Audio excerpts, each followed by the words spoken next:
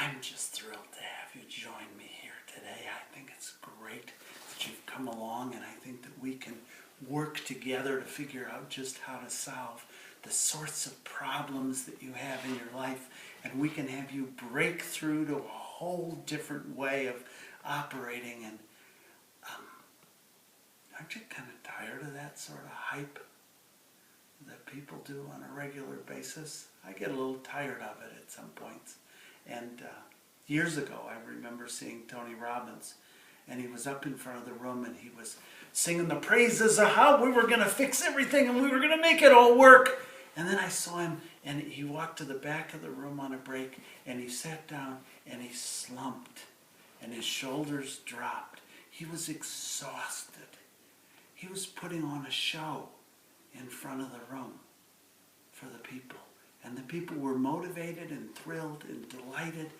Somewhere between this kind of hype, this kind of go for it, and a sort of, my God, nothing going for me. I can't do a thing. My eyes kind of want to close. Somewhere between those two is showing up, and one of the main elements that comes with it is being humored by kind of everything. Being humored by the zesty approach, being humored by the exhausted approach, being humored, actually having things that don't appear to be noteworthy be quite special for you. Everybody gets hyped up around a wedding. But what happens after it? What happens when you got to carry your own existence yourself?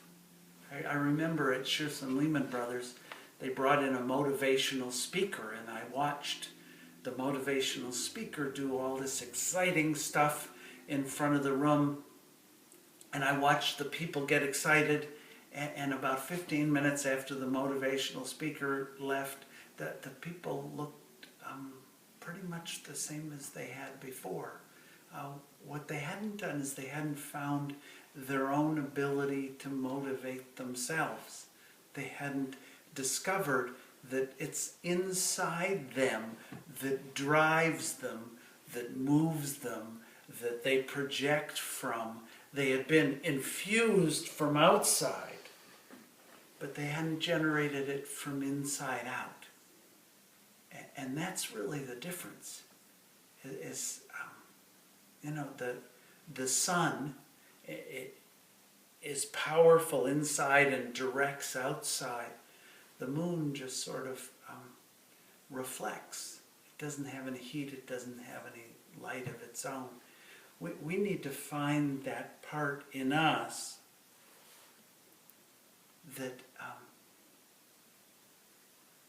that's always already driven. It's not driven in a certain situation. It's not driven because this is a more important moment than some other moment. It's always driven, and it's always waiting for us to notice that this moment is as special as it can be. We don't have to hype it up, and we don't have to dull it down. We can take it right as it is. And then it allows us to be here, to simply be here. And it's a very short time from when we start just being here to when everything around us appreciates us being here. When we're trying to change the things around us, or when we're reacting to the things around us like automated creatures, but our surroundings don't appreciate us. But when we're right here with them, exactly as they are, exactly as we are, everything in our lives supports us. The chair supports me. The walls, the lake, all of these things support me simply by being there doing what they do best, and me sitting here doing what I do best, which is really just being here. Not being here in a particular way, just being here, being here. And it sounds spacey and odd, but I can feel the lake, and I can feel the chair, and I can feel the trees, and I can feel my heart, and I can feel all of these. And each has its own energy, and each gives me energy while I give it energy. There's an exchange taking place. And that's really the essence of being here as a related human being, related to everything.